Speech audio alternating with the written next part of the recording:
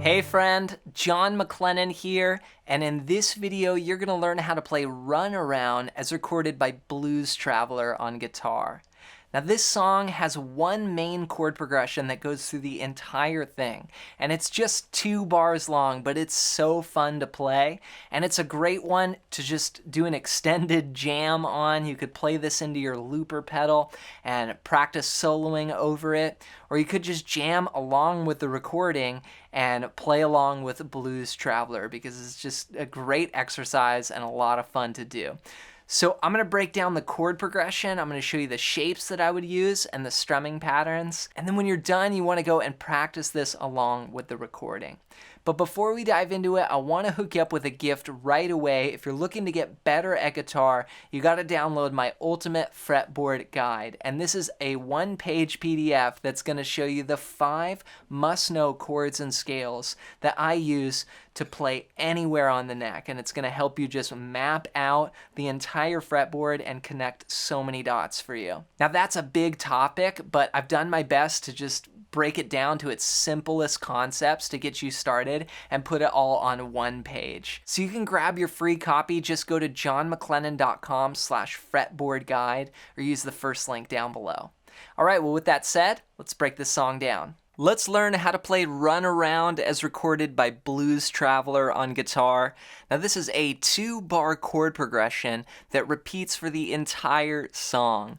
Let me play it for you first and then I'll break it down. Here's what it sounds like. 1, 2, 3, 4.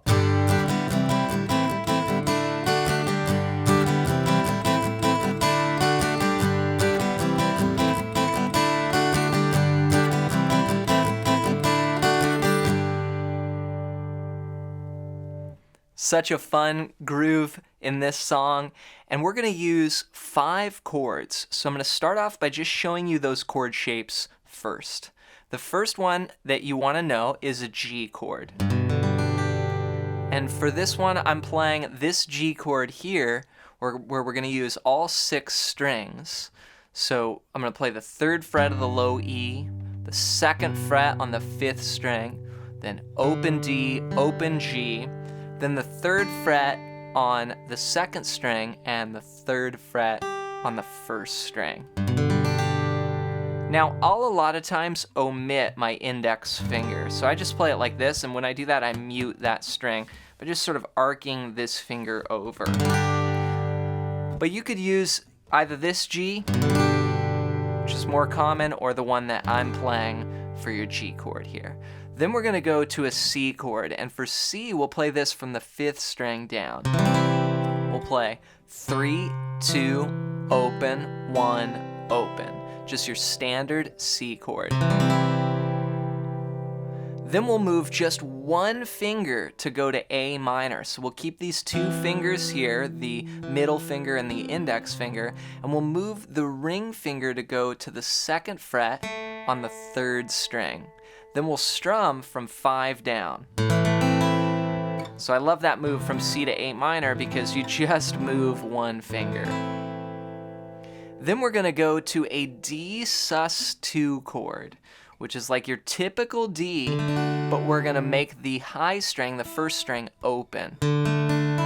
So I'm going to play this chord from the 4th string down, open, 2, 3, open. And then we're going to put that middle finger down on the 2nd fret of the 1st string. So it starts with it open and then goes to just the normal D chord. So D sus2 to D. So altogether, that's G to C, A minor, D sus2, D.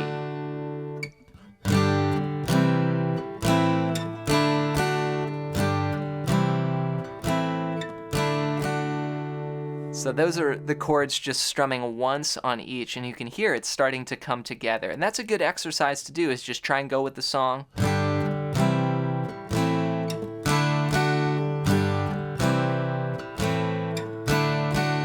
And just sort of like mark those changes as they go in the song. So you can do that, of course, just playing along with the recording.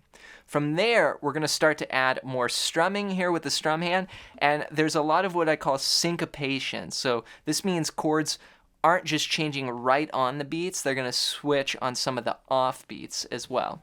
So I'll break it down bar by bar. In the first bar, we have 3 chords. We're going to play.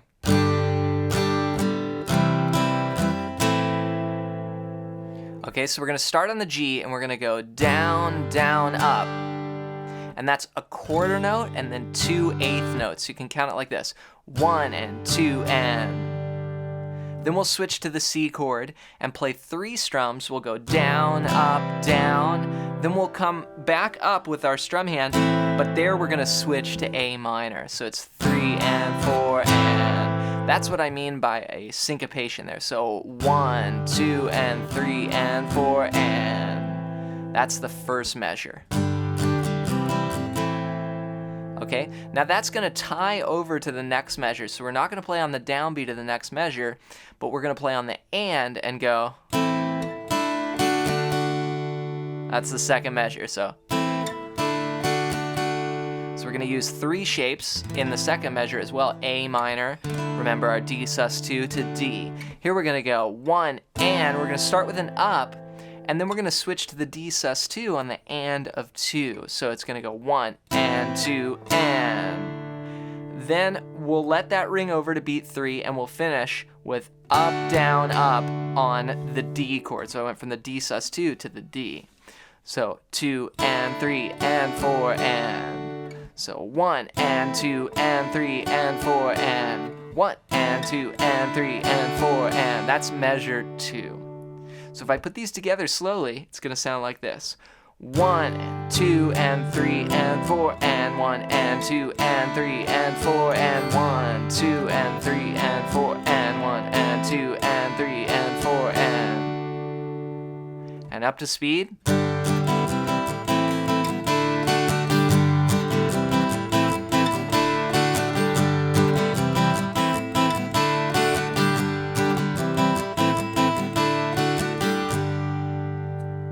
So I'm going to slow it down a little bit and see if you can play along with me. We're going to jam on this chord progression a few times around, and then when we finish, we'll end on the G. Now the recording just fades out, so you could do that. You could fade out and just play softer. That's always fun. Or, you know, of course, just end on what we call the 1 chord, which is what key this song is in. This is in the key of G, so we're going to end on that G chord. So let's take it around. 1, 2, and 3, and 4, and 1, and 2, and 3, and 4, and. Okay? Let's try it together. 1, 2, 3, and 4, and.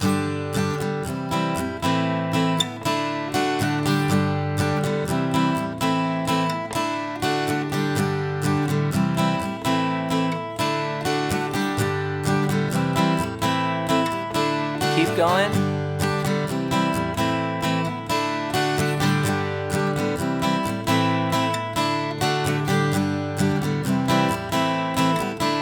Last time. And on G.